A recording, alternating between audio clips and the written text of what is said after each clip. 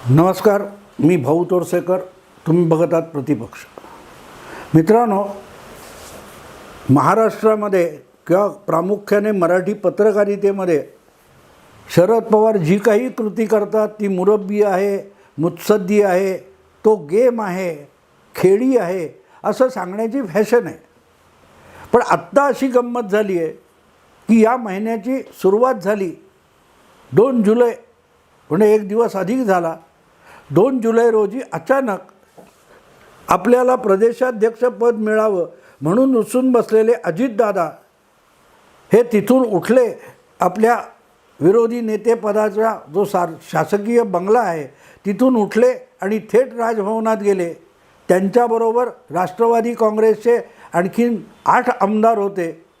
त्याखेरीज 1-2 खासदार, आणखी काही इतर आमदार, असं मिळून बघता बघता महाराष्ट्राच्या मंत्रिमंडळात अजितदादा सहभागी झाले.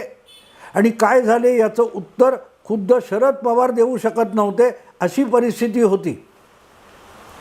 आणि त्यामुळेच पहिल्यांदा थोडा खाली बसल्यावर यामध्ये सुद्धा शरद पवारांची काही खेळी आहे का याचा शोध मराठी पत्रकारितेमध्ये सुरू झाला. पण गंमत अशी मित्रांनो की खेळी झाली असेल तर ती खेळी समोरच्यावर झाली पाहिजे. गेम झाला तर तो समोरच्यावर झाला पाहिजे.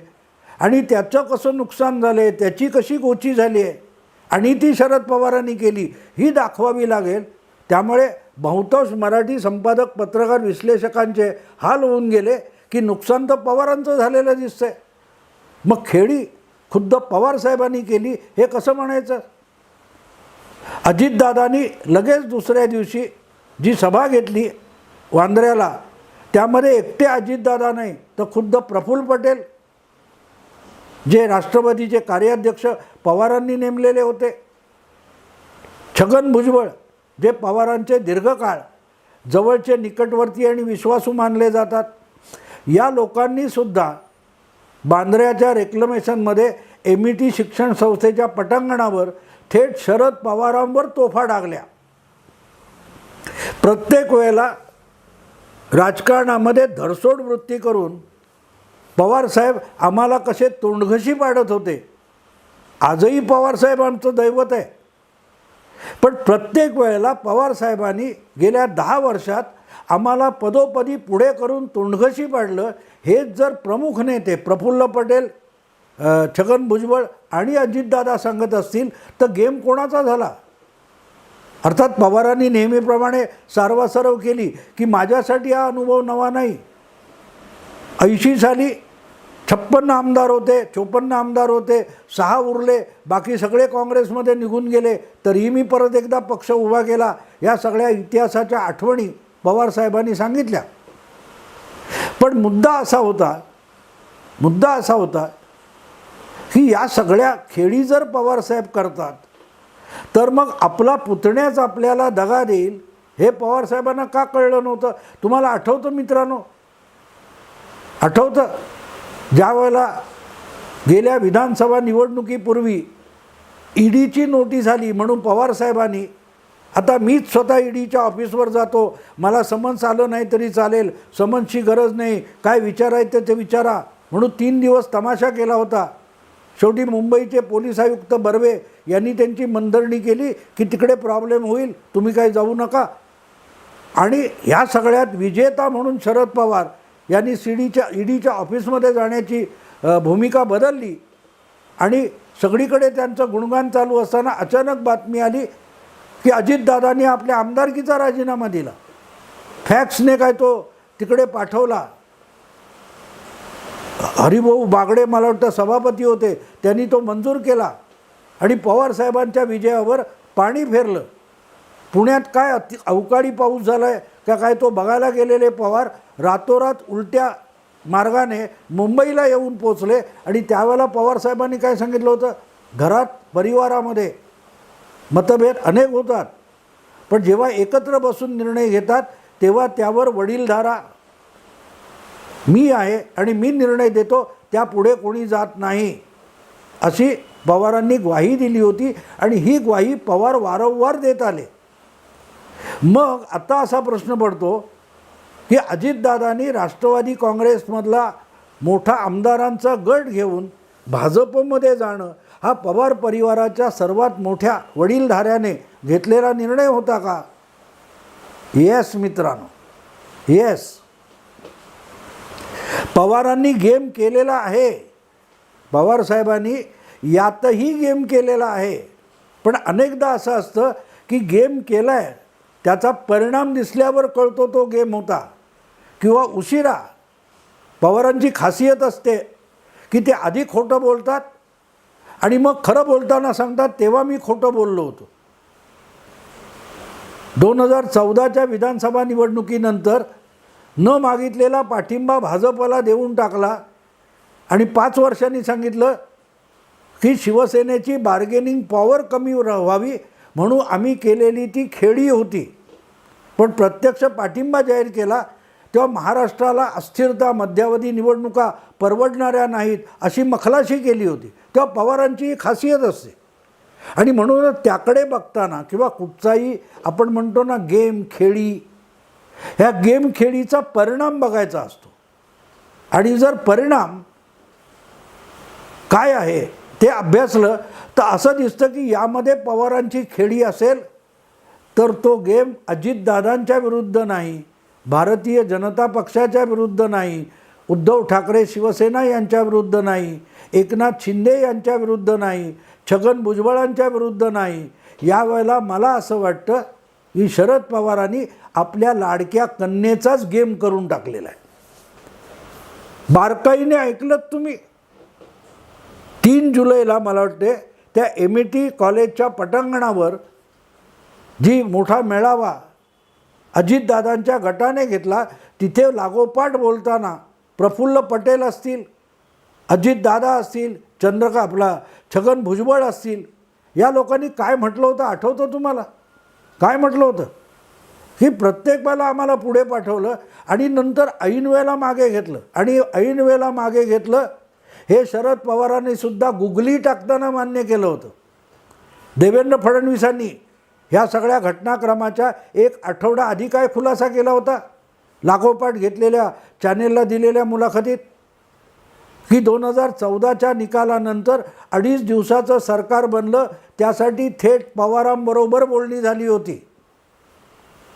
पण 2-3 दिवस आधी त्यांनी अचानक स्वतःला विड्रॉ केलं. याची कबुली येस विड्रॉ केलं याची कबुली शरद पवारांनी सुद्धा दिली आणि ती सांगताना ती आमची गुगली होती. काय म्हणाले शरद पवार?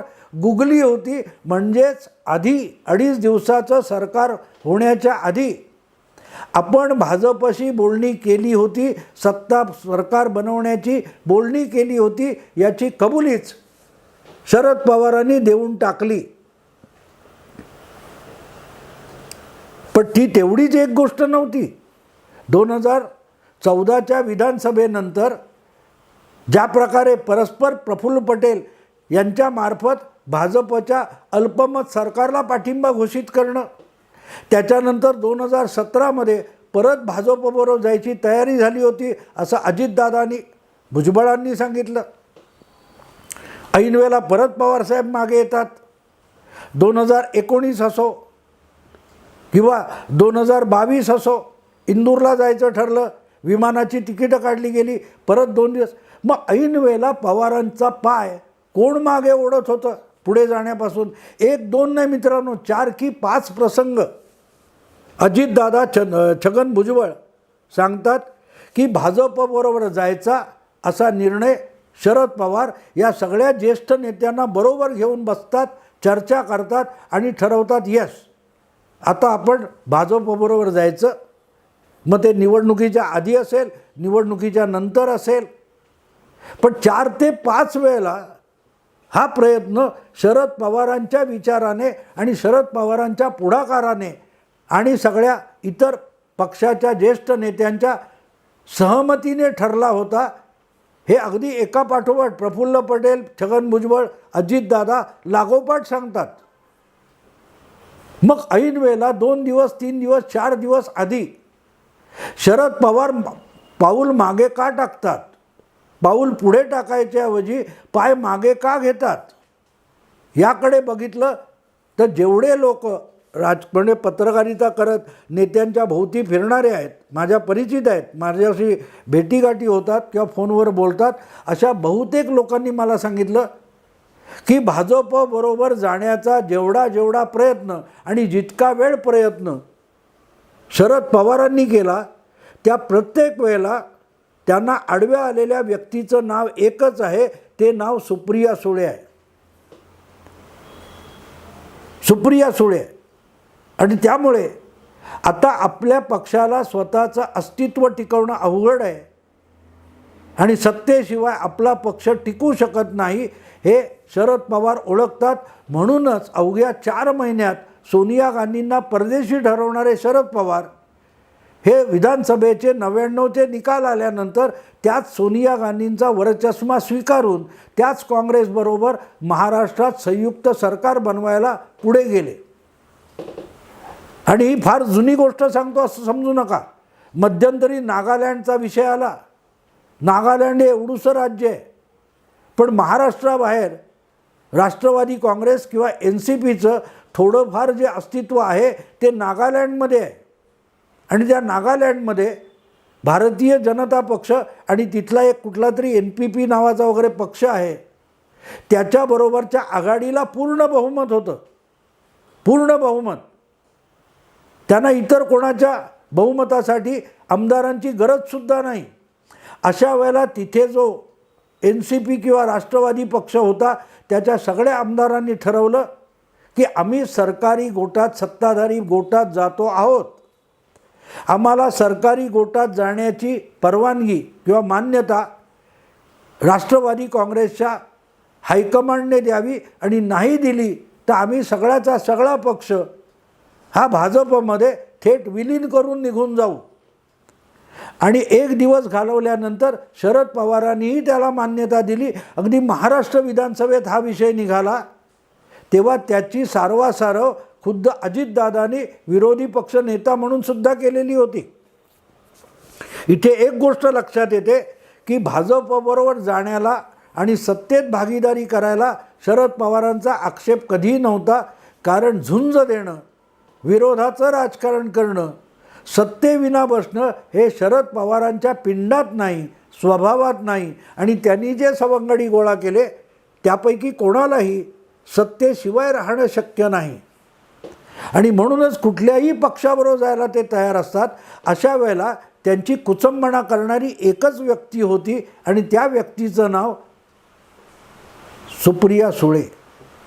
मला अनेक पत्रकारांनी हे सांगितलं की जोपर्यंत सुप्रियाताई आहेत आणि वडिलांवर त्यांची हुकूमत चालते तोपर्यंत शरद पवार उघडपणे कधीही भाजपबरोबर जाणार नाहीत.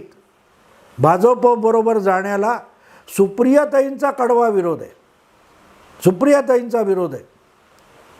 आणि दुसरीकडे राष्ट्रवादी पक्षातले सगळेच्या सगळे दिग्गज नेते सुप्रियाताईंचं नेतृत्व मानायला तयार नाहीत.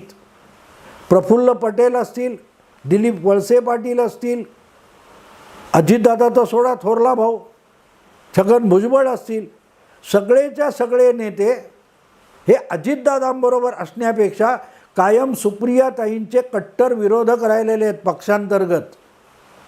पक्षांतर्गत. आणि म्हणून भाजपबरोबर गेल्यानंतर पक्षावर आपल्यापेक्षा आणि आपल्या पित्यापेक्षाही भाजपची आणि मोदींची हुकूमत चालेल ही सगळी चिंता असल्यामुळे सुप्रियाताईंना भाजपबरोबर जायचं नव्हतं. मग त्याला वैचारिक मुलामा चढवता येतो, फुले शाहू आंबेडकर विचारधारा, पुरोगामी विचारधारा वगैरे. पण एक गोष्ट हळूहळू करत शरद पवारांच्याही लक्षात आली की आपल्या नंतर आपल्या पाठीमागे सुप्रियाताई आपली कन्या कितीही लाडकी असली तरी तो हा पक्ष सांभाळू शकणार नाहीत. सुप्रियाताई राष्ट्रवादी काँग्रेस पुढे घेऊन चालणं जाणं सोडूनच द्या, आहे त्या परिस्थितीत सुद्धा सुप्रियाताई पक्ष चालवू शकणार नाहीत. त्या जनतेतल्या नेत्या नाहीत, केवळ पित्याची पुण्याई म्हणून त्या 3दा निवडून आल्या किंवा राज्यसभेत गेल्या किंवा लोकसभेत निवडून गेल्या, स्वबळावर सुप्रियाताई विधानसभेत सुद्धा निवडून येऊ शकत नाहीत. ही वस्तुस्थिती पित्यालाही माहिती आहे.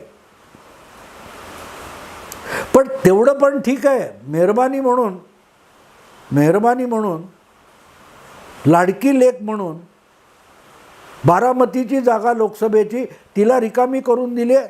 त्याच्यावर तिने खासदार व्हावं वगैरे सगळं ठीक आहे.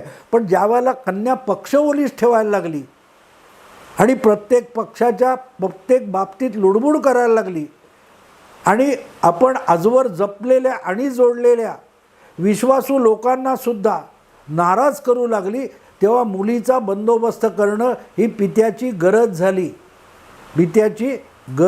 झाली. पण लाडकी लेक आहे, तिला आवरायचं कसं, दुखावायचं कसं, ते शक्य नव्हतं. आणि म्हणून मग मला असं वाटतं की पक्ष टिकवायचा, आपलं स्मारक सगळ्यात मोठं शरद पवारांचं स्मारक म्हणजे शरद पवारांनी आजवर केलेल्या राजकारणाचा एक अवशेष म्हणूनच राष्ट्रवादी काँग्रेस पक्षाकडे बघावं लागेल. आपली मुलगी आपला पक्ष नष्ट करायला निघाली म्हणजे आपली सगळी राजकीय कारकीर्द मातीत मिळवायला निघाली आणि आपण तिला आवरू शकत नसू तर दुसरा कोणी आवरणारा असेल त्याला बळ द्यायचं, त्याच्या पाठीशी उभं राहायचं. हा पवार साहेबांचा या सगळ्या प्रकारातला गेम आहे. उगाच ते 9 मंत्री चव्हाण सेंटरवर गेले नाहीत, उगाच ते 30 आमदार पवारांना भेटायला चव्हाण सेंटरवर गेले नाहीत. त्यातली सगळ्यात मोठी बातमी काय होती की ही पहिली वेळ आहे, ही मित्रांनो पहिली वेळ आहे की चव्हाण सेंटरमध्ये किंवा कुठेही पक्षाचे सगळे मंत्री शरद पवारांना थेट भेटले आणि त्या भेटीमध्ये, त्या चर्चेमध्ये, त्या बैठकीमध्ये सुप्रिया सुळे उपस्थित नव्हत्या. दुसऱ्याच दिवशी बंगलोरला जायचं थांबून शरद पवार मुंबईत थांबले आणि त्यांना 30 आमदार येऊन भेटले. त्याही भेटीत परत सुप्रियाताई हजर नव्हत्या. आणि इथे तुमच्या एक गोष्ट लक्षात येते की शरद पवार आणि बाकीचा राष्ट्रवादी पक्ष यांच्यामध्ये भिंतीसारख्या सुप्रियाताई उभ्या होत्या आणि सुप्रियाताईच राष्ट्रवादी पक्षाच्या भविष्यातल्या अस्तित्वाला धोका निर्माण झाल्या होत्या. जर आपल्या कन्येला आपण आवरू शकत नसू तर मग आपल्या मुलीपासून आपला पक्ष, आपण स्थापन केलेला पक्ष वाचवणं आवश्यक आहे.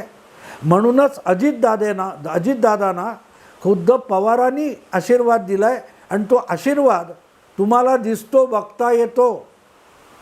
अजितदादांच्या सोबत भुजबळ जाणं मी समजू शकतो, वळसे पाटील जाणं समजू शकतो, पण प्रफुल्ल पटेल जेव्हा अजितदादांच्या बरोबर बंडखोरीचा झेंडा खांद्यावर घेतात तेव्हा प्रफुल्ल पटेल हा शरद पवारांनी अजितदादांना दिलेला आशीर्वाद आहे. लक्षात घ्या मित्रांनो, प्रफुल्ल पटेल म्हणजेच शरद पवारांची इच्छा आहे, शरद पवारांचा आशीर्वाद आहे.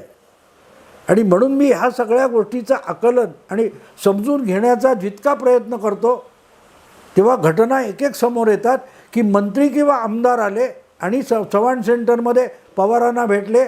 तिथे एकच व्यक्ती महत्त्वाची गैरहजर होती, त्या व्यक्तीचं नाव सुप्रिया सुळे. आणि म्हणून मला असं वाटतं की या सगळ्या राजकारणामध्ये किंवा आपल्या भूतकालीन वाटचालीच्या सुसंगत वाटचालीमध्ये जर आपली कन्या आडवी येत असेल, अडथळा होत असेल आणि तिला आपण बाजूला करू शकत नसू तर ते कोणाच्या तरी मदतीने बाजूला करायचं. म्हणूनच परत एकदा अजितदादांना बंड करायला भाग पाडण्यात आलेलं आहे आणि बंडाला आशीर्वाद आहे. तो आशीर्वाद म्हणजेच सुप्रियाताईंचा गेम आहे. मित्रांनो आवडलं लाईक करा, शेअर करा, सबस्क्राईब करा. नमस्कार.